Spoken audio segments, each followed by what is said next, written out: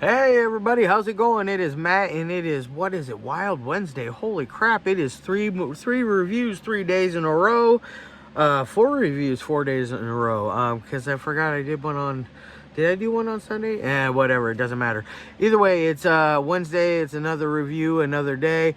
I did this one early this morning. I watched it, and boy, oh boy, oh boy, it was a fun one. But before I roll on to any of that, I want to wish each and every one of you a great morning, evening, dawn, day, or dusk, all that lovely stuff, because life really is too short as is. Please do like, share, and subscribe. I love seeing you when I can be here. Also, check out the description box. I always like to give you a little bit bigger of a taste of every movie. What do I do in there? I give you usually I give you a basic synopsis, which I never usually write because I'm not a very good writer myself. I usually just score that off of the back of the box, so it's nothing special as far as that goes. I am a talker. What else do I put in there? Your starring cast, your director, runtime of the cut I am watching, along with an MPAA rating if there is one that exists, which most of the movies that I cover do not have that, which I am completely okay with, because most of the time that makes them even better. And then also I like to try and get you either a link for either a trailer or a scene from the movie itself. And then sometimes with the super low budget independent stuff, I like to put in a link to where you can purchase it as well. Mostly because I want to get those filmmakers a little more love, and I feel like they are deserving to get that extra attention, if that makes sense. Now that I got all that out of the way, let's roll on to the film of the day. And today's is a doozy. I mean, in a good way, it's a doozy.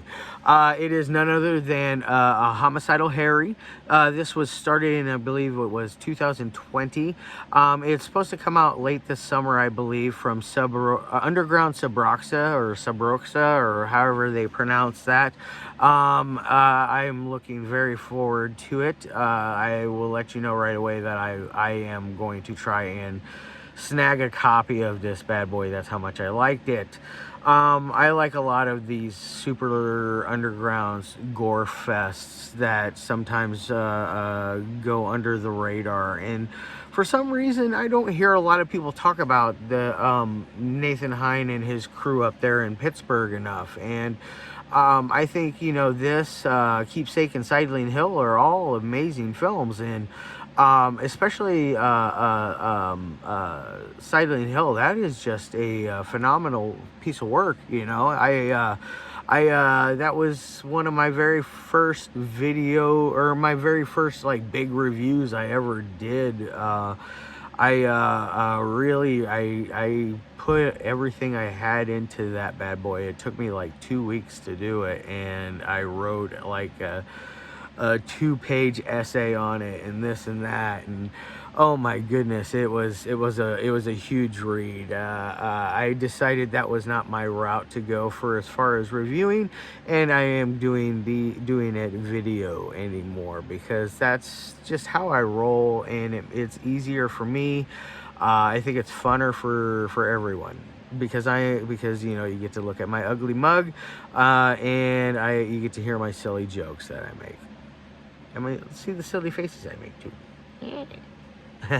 All right, but like I said, this is made by directed by Bob V. I'm not going to try to murder your last name, Bob. I know I will if I try. I think you did a very good job with this as far as directing. I was trying to find you on Facebook to ask you some questions, but I didn't see you on there, so you must not have social media, or at least Facebook you don't have. I understand why you don't, because social media can be kind of a pain in the butt at times. But I think you did a very good job with this with this film that you did. It runs, I think it was like an hour and 46 minutes, something like that. It's in the description box how long it is. I can't remember the exact runtime, but either way, it's a perfect runtime. You know, it's not too long, it's not too short for as far as a feature film would go. And for, you know, as far as I know, this is his first attempt at a feature, and you know, he did a good job, and I applaud him. Working with I'm sure working close with Nathan helped a lot. Also working with some of the other regulars on the crew out there in Pittsburgh helps as well, because you guys are like family. You guys have bonded together, you know, and you guys do work very, very, very well and mesh very well together, and you can really notice it, and you can really notice that you guys had a lot of fun making this movie. You know, this is a very interesting dive into the mind of a psychopath, of somebody who suffers from, I'm guessing, schizophrenia, because he hears voices that are constantly telling him to do horrible, deviant, and terrible things to people. And what it starts out with is our character Harry, played by Nathan, Harry Collins. He is in a mental hospital, and they are basically telling him that he has to go because the state is no longer covering certain funds. They're slashing funds for a lot of patients that are staying in those asylums, I guess you would call them, but I'm just gonna say hospital. They're staying in those hospitals. So he is released with pills in hand. They treat it like it's his miracle drug and it's supposed to make him better, when clearly he is not. It's very interesting. His first day out, you know, he eventually like hangs out at this looks like an old abandoned gas station. I think is what it is. He finds a spot around back, and he lays down and goes to sleep. And this dude comes up in the classic Harry Collins ski mask and tries to rob him at knife point. Big mistake, because for one,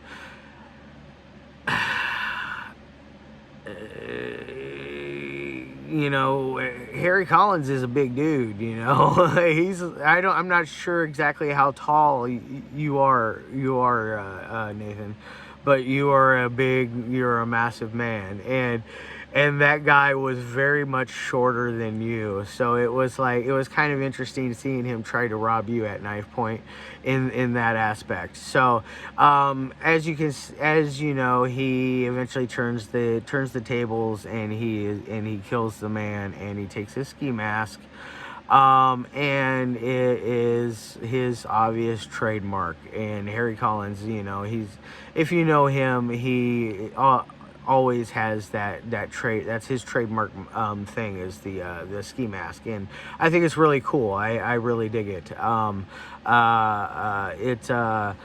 It suits you, you know. I'm not sure where you got the inspiration. Maybe Toolbox Murders, the original. That's my biggest guess, but probably somewhere else. But either way, I love it. It's very, very very cool. Either way. So he basically, after he kills this dude, he goes off and he finds this abandoned house, and he basically squats there and makes it his own pad, cleans it up, and basically everybody that comes by he ends up killing. You know, like it's quite it gets quite vicious. Oh, I see my cat down here in the bottom corner. Hazel, you silly girl. But anyways, shoot, you made me lose my train of thought, girl. But everybody that shows up at this house or anywhere near it ends up a victim of his, and the whole time he is being spoken to by the voices in his head, and the voice, I guess it's more of just a voice, an ambient voice that is very it's very demonic sounding, tells him to kill everything in its path. You know, it's interesting. I really enjoy it. The gore is very cool as well. I'm not going to go too much further into what happens in the story. I just want to set up that basic aspect there. The rest of it you need to see to believe. There is lots and lots of carnage that happens in this. You know, Harry is a absolute juggernaut in this film. Some of the kills are absolutely just brutal and clever and fun. There's one that involved a oh, I just noticed my cat jump up into the ceiling over there. That's fun. I don't know why she did that. Anyways, but crazy cat. But anyways, he did a very cool kill with a post hole digger that I wanted to mention that just because it was so neat and different, and I don't remember ever really seeing anything like that before, at least with the handheld post hole digger. I've seen it with an auger, which is, you know, basically a post hole digger, but it's gas powered. Now, as far as anything else goes with this movie, the acting is good for what it is. You know, I think it stands up for what it does. Harry's getting better with each film that he does. Keepsake, he doesn't really do anything. All he does is wave in it. He never really does any real acting in that. That's mostly Bob V, and I forget the beautiful lady that is in that. She's also his love, who is Harry's love interest in Sideling Hill, which Sideling Hill he did a very good job acting in as well. He playing an old army veteran who has basically lost his mind along the way, which happens, and it's very sad. Very, very good film. If you haven't seen Sideling Hill or Keepsake, do check those out. When Homicidal Harry comes out, do check that out. Jump on Underground Subroxa, however it's pronounced, and pick that up and get some other stuff from them. They have some really cool stuff in their store log, I noticed. Now, as far as ratings would go on this, on the 1 through 5 scale, I'm going to give this thing a very good score. I'm giving this a 4 out of 5. I absolutely was feeling this. The first 10 minutes were, I felt a little shaky, a little slow, but you're just learning your characters. You're establishing who's who. You're learning who Harry is, and you learn about this, his bunkmate in the mental hospital, who basically the whole time is just waxing the carrot underneath his blanket. It's very disturbing. It kind of reminds me of multiple MIGs from Silence of the Lambs in ways. Yeah, it is a very disturbing film, you know, and I recommend it. It definitely does a good job delving down into the madness of one man's mind on what can truly happen when the world gives up on you and you give up on the world. Alright guys, like I said, 4 out of 5. I hope you guys all check it out. I'm coming up on almost 14 minutes now. I'm going to get the hell out of here. I'm going to be back again tomorrow and Friday with another review, and Sunday. I'm probably going to take Saturday off. I need a day for myself, of course. If I do decide to do one, it's going to be another short, because I got another short I need to do. I got a few shorts I need to do to review for you guys, as well as some other stuff. So and there's still more on the way. You know, I am happy for all these amazing directors that are helping me out and sending things my way. Really brings a lot of joy to my heart, and brings a lot of faith back in me, with a lot of faith back into the horror community, because, you know, there for a while it was a little shaky. It is what it is. You know, we live and learn and move on. All right, guys, love your faces, and as always,